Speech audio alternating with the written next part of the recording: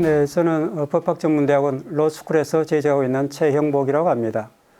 주전공은 국제법이고 세부전공으로는 유럽연합법, EU법과 국제인권법을 가르치고 있습니다. 그 외에도 최근 제가 관심을 가지고 있는 것은 법과 문학의 접목, 즉 법문학에 대해서 관심을 가지고 있고 직접 그 법학자 시인으로서 시를 쓰면서 법문학에 관한 저작을 하고 있으며 최근에는 이제 인권과 문학 그리고 인권과 유학을 접목하는 그런 저술 작업을 하고 있습니다.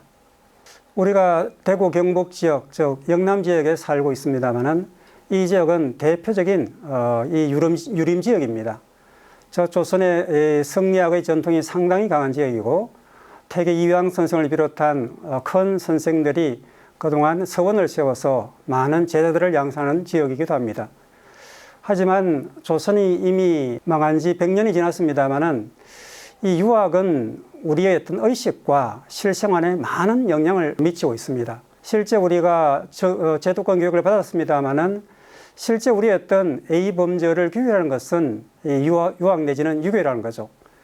우리가 이 유학에 대해서 상당히 이제 비판적인 견해가 존재합니다만은 심지어는 이 유학을 비판을 할 때 국뽕이라든지 유교 탈레반이라든지 이와 같이 상당히 신랄한 비판도 존재하는 것이 현실입니다. 그렇다면 어느 저자가 말했듯이 공자가 죽어야 나라가 산다고 할 수 있을까요? 그렇다고 우리가 이 공자가 2500년 전에 소위 이 유교 내지는 유학의 창설입니다만은 그로부터 2500년의 세월이 이르는 동안에 조선의 통치 이념으로서 이 성리학이 조선을 지배하던 통치 이념이자 또는 일반 시민들을 규율하는 도덕 가치 이념으로도 작용했다는 거죠. 그런데 이것이 세월이 흐르면서 점점 교조화되고 남녀 성차별의 이 문제를 해결하지 못하기 때문에 이 유교가 시대 가치에 부합하지 못한다는 많은 비판을 받고 있는 것이 현실입니다. 그래서 국제인권학자로서 이에 대해서 저도 많은 비판을 했습니다만 그렇다면 현대 사회의 인권가치 부합되게 이 공명으로 대표되는 유학을 어떻게 하면 되살릴 수는 없을까? 이와 같은 문제의식 하에서 선진유학과 인권이라는 이 책을 저술하게 되었습니다. 선진유학이라 하면 진나라가 성립하기 이전에 춘추 전국시대, 그 당시에는 구류 이 십가라고 불리는 다양한 유교의 분파들이 활발하게 활동하고 있던 제자 백가의 시절입니다. 그런데 그 가운데서도 소위 유학의 4가지 분파, 즉 유묵도법, 유가, 묵자 또는 이제 이 도가, 법가라는 이 4대 유파가 오랫동안 이제 살아남았습니다. 그 가운데서 유독 이제 우리나라에 많은 영향을 미친 이 학파가 바로 공자와 맹자로 대변되는 유가라는 거죠. 그 외에도 이제 조선의 실질적인 통치 이념에 있어서 법과 제도가 필요하기 때문에 한비자로 대변되는 법가 사상이 많은 영향을 미쳤습니다. 이 외에도 실제 우리의 의식을 지배하고 있는 소위 참이슬이라고 불리어지는 이 도가 사상도 많은 영향을 미쳤습니다. 그러나 유묵도법의 4대 분파 가운데 유독 묵자로 대비되는 묵가 사상은 우리나라와 중국에 크게 자리하지 못했습니다. 어느 순간 사라져 버렸던 거죠.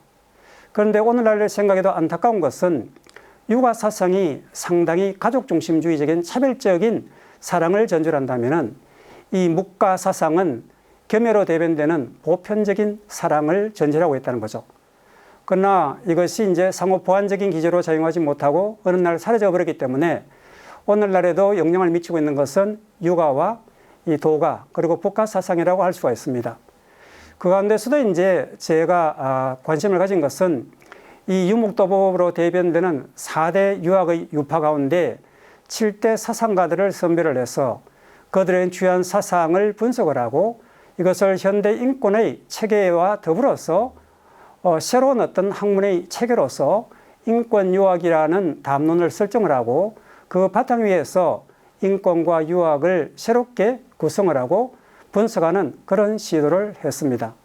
그래서 만일 여러분들이 이 책을 통해서 다시 한번 공자와 맹자를 비롯해서 묵가와 그리고 이 노자와 장자 그리고 한비자를 중심으로 한 유묵도법의 사상에 대해서 한번 체계적으로 공부를 해보겠다면 이를 바탕으로 해서 현대 보편적인 인권의 가치관과 결부되어서 여러분들이 2500년 전의 죽은 공자와 명제를 비롯한 유가 사상이 아니라 이것이 현대 인권의 가치와 더불어서 새롭게 해석될 여지가 있는 새로운 가치 이념이자 학문으로서 충분히 자리매김할 수 있다고 생각을 합니다.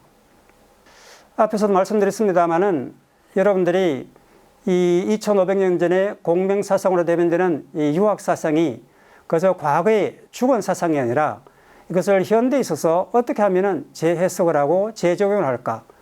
우리 공자도 말했습니다마는 옹고지신 내지는 실학사 박지원이 말한 바가 있죠. 벚꽃장신이라고. 이것은 무슨 말인가 하면은 옛 것을 새롭게 해석을 해서 새롭게 창조를 하자는 거죠. 그래서 아무리 과거의 사상이라 할지라도 현대의 가치 이념에 맞게 새롭게 해석을 하고 재창조를 한다면은 옛 것과 새 것의 조화가 이루어지다는 사실입니다. 그래서 오늘날에 우리가 이 공명의 후손으로서 이 유학 사상을 어떻게 받아들일까? 이것은 결국은 새로운 학문적 담론의 체계 위에서 유학을 과거의 죽은 사상이 아니라 시대의 가치에 걸맞는 새로운 창조적인 창의적인 사상으로 재해석을 하고 재적용을 함으로써 이것을 우리의 학문뿐만이 아니라 실제 생활에 필요한 도덕 이념으로서 자리매김을 할 때 이 유학 사상은 오늘날 다시 되살아날 수 있다고 생각을 합니다.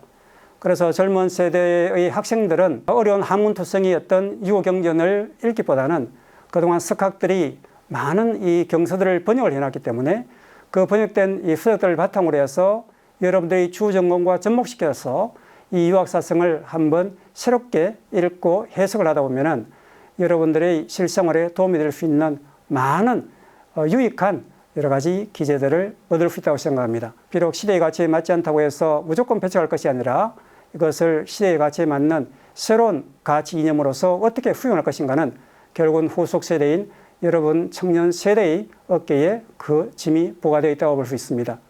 그래서 이 선진 유학과 인권을 바탕으로 해서 여러분들이 한번 체계적으로 공부를 해보시면은 유학 사상에 대해서 새로운 여러 가지 유용한 팁을 얻을 수 있으리라 생각합니다. 지금까지 선진 유학과 인권의 저자 최영복이었습니다. 고맙습니다.